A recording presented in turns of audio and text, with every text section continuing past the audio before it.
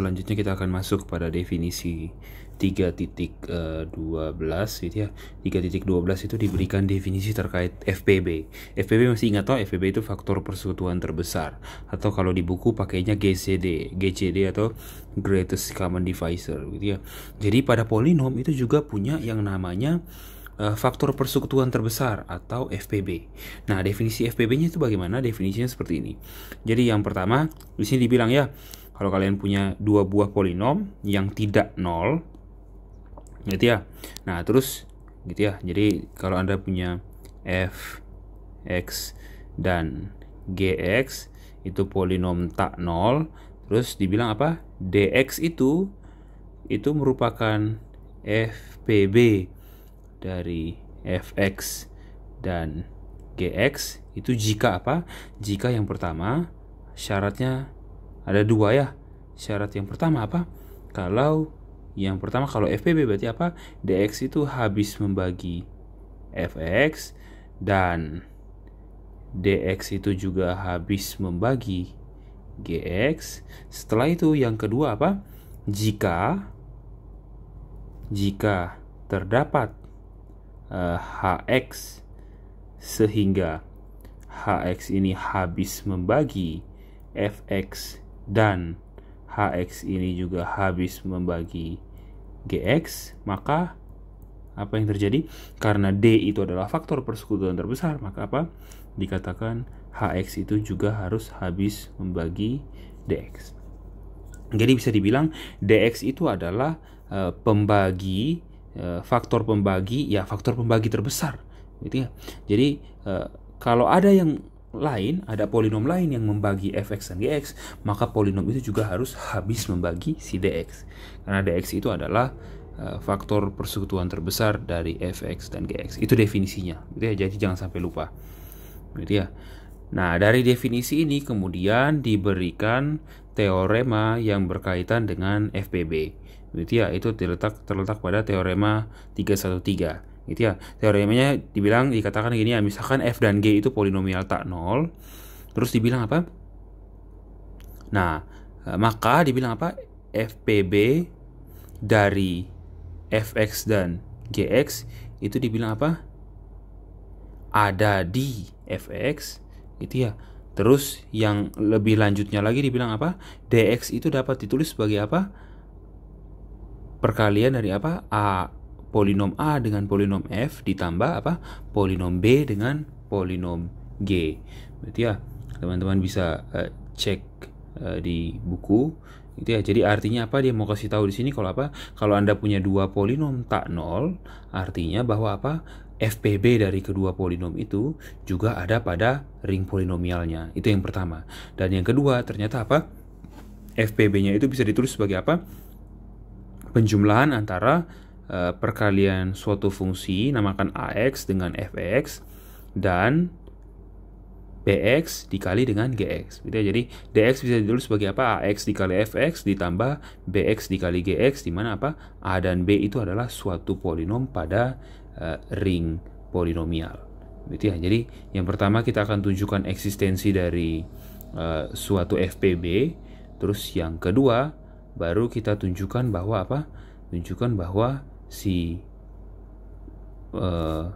FPB-nya itu bisa ditulis sebagai itu ya, perkalian A dengan F ditambah perkalian B dengan G.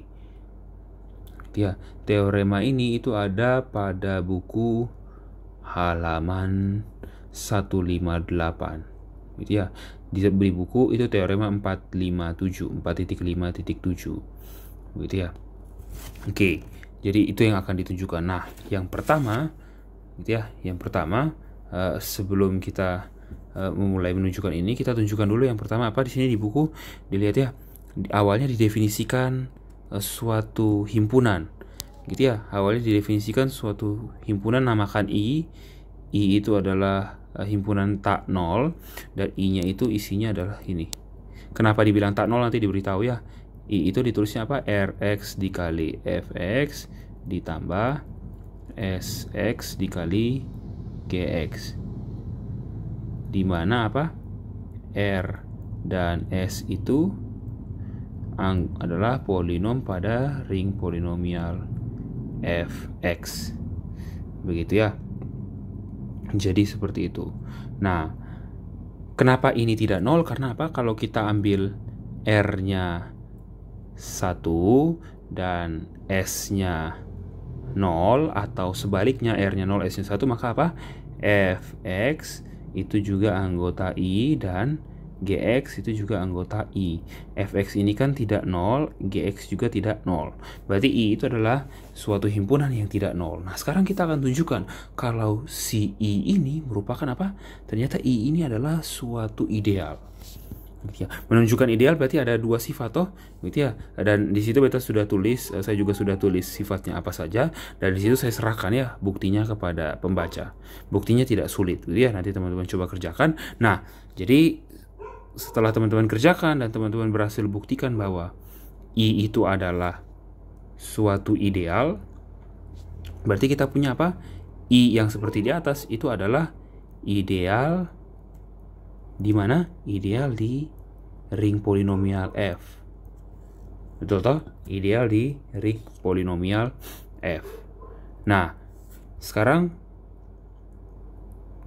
perhatikan, karena I itu ideal di polinomial F berdasarkan teorema sebelumnya, gitu ya, yaitu teorema berapa?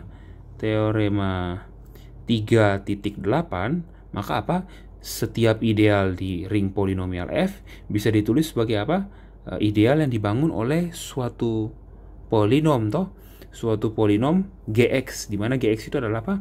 Polinom dengan derajat terkecil, polinom tak nol dengan derajat terkecil yang berada pada I, gitu ya. Nah, tadi kita punya I ideal di fx, berarti berdasarkan apa? Berdasarkan teorema 3.7 ya. Tuh ya, kita cek sebentar. Oh sorry, 3.8. Berdasarkan teorema 3.8 pada bahan, maka kita punya apa? I itu bisa ditulis sebagai apa? Perkalian antara, kita bilang lah misalkan Px dikali tadi kita sudah pakai R dan S, misalkan Px dikali AX. Oh, kita namakan Px dikali Dx, gitu ya. Dimana Px itu adalah polinom pada ring polinomial dengan lapangan F, gitu ya. Dx ini apa? Dx itu adalah itu ya, polinom tak nol di I dengan derajat paling kecil dari seluruh polinom yang ada, gitu kan. Nah, berarti I ini kita bisa tulis sebagai apa? I itu kita bisa tulis sebagai itu ring yang dibangun oleh Dx, satu unsur saja. Nah, kita tahu apa? Ingat tadi kita sudah tahu kalau Fx itu anggota I, terus Gx itu juga anggota I. Nah, I ini apa? Polinom yang dibangun oleh Dx toh. Ini juga polinom yang dibangun oleh Dx. Artinya apa? Begitu ya. Kalau I itu polinom dibangun oleh Dx dan Fx dan Gx anggota I, artinya apa? Fx itu kita bisa tulis sebagai apa? Misalkan perkalian antara P1x dengan Dx, dan Gx itu apa? Perkalian P2x dengan Dx. Berarti artinya apa? Dari sini kita temukan apa? Suatu polinom Dx di mana apa? Dx itu habis membagi Fx, dan Dx itu juga habis membagi Gx. Yang pertama kita mau tunjukkan apa? Kita mau tunjukkan kalau si Dx itu adalah apa? Adalah FPB dari F dan G. Yang pertama kita sudah berhasil ya menunjukkan sifat pertama bahwa D itu habis membagi F dan G. Yang kedua kita harus tunjukkan apa? Kalau ada polinom lain yang membagi F dan G, maka polinom itu juga harus membagi D. Begitu kan? Nah, oke. Sekarang ingat tadi I-nya itu apa? I-nya itu di teorema I-nya itu ditulis sebagai apa? Sx dikali Fx ditambah Rx dikali Gx toh, gitu ya, atau mungkin terbalik ya, begitulah, gitu ya.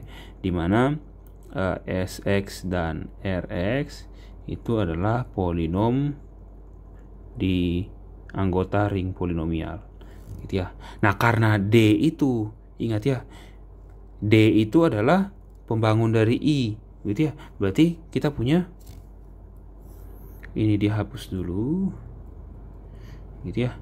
Tadi kita sudah punya si D toh, D itu habis membagi F dan D itu habis membagi D. Nah, kita ingat juga kalau apa? D itu anggota I. Artinya apa? Artinya D itu bisa ditulis sebagai apa?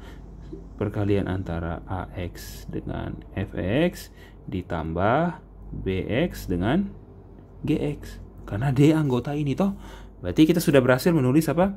D sebagai A dikali F ditambah B dikali G. Di mana A dan B itu apa? A dan B itu apa? Untuk suatu polinom A dan polinom B anggota ring polinomial F. Nah, sekarang kita mau tunjukkan kalau D ini adalah FPB dari F dan G. Kita sudah berhasil tunjukkan kalau D habis membagi F dan D habis membagi G. Sekarang kita mau tunjukkan apa? Kalau ada polinom lain yang habis membagi F dan G, maka polinom itu juga harus habis membagi D. Itu ya, oke. Itu yang mau kita tunjukkan. Sekarang kita mau tunjukkan sifat kedua. Sifat pertama beres ya. Sifat pertama FPB beres. Ini sifat pertama. Sifat yang kedua. Misalkan HX itu habis membagi apa? Fx dan HX habis membagi GX. Nah, kalau HX habis membagi Fx berarti apa? Kita bisa tulis Fx itu sama dengan misalkanlah F1x dikali HX toh. Gitu ya. Terus GX itu kita tulis misalkan G1x dikali HX. Oke ya, karena HX habis membagi F dan G toh. Nah, sekarang kita punya yang ini dihapus juga biar muat ditulis. Nah, sekarang kan kita punya ini ya.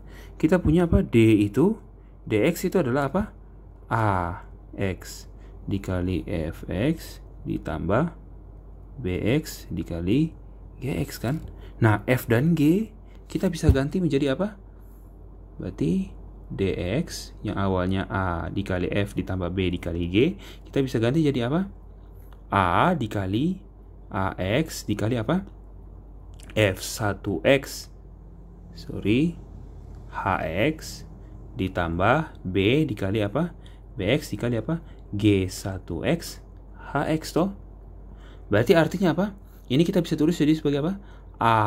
AX dikali F1X ditambah BX dikali G1X. Nah, ini dikali HX. Berarti apa? DX kita bisa tulis sebagai apa? Suatu polinom dikali HX. Artinya apa? Artinya bahwa, ini dihapus ya. Artinya bahwa HX juga habis membagi DX. Itu ya, karena DX bisa ditulis sebagai apa? Suatu polinom dikali HX. Berarti sifat 2 beres. Artinya apa? Kita membuktikan bahwa DX itu yang merupakan FPB dari F dan G itu ada, dan DX ini anggota awalnya apa? Anggota I, yang jelas I itu juga anggota ring polinomial F, gitu ya. Jadi DX itu juga anggota F, dan DX bisa ditulis sebagai apa? A dikali F ditambah B dikali G, gitu ya. Oleh karena itu bukti dari teorema 313 berakhir, gitu ya. Dan nanti teman-teman coba buktikan ya. Coba buktikan, tadi kan saya menyerahkan bukti I yang merupakan R dikali F ditambah S dikali G itu merupakan suatu ideal. Nanti coba teman-teman kerjakan ya. Oke, sekian dan terima kasih.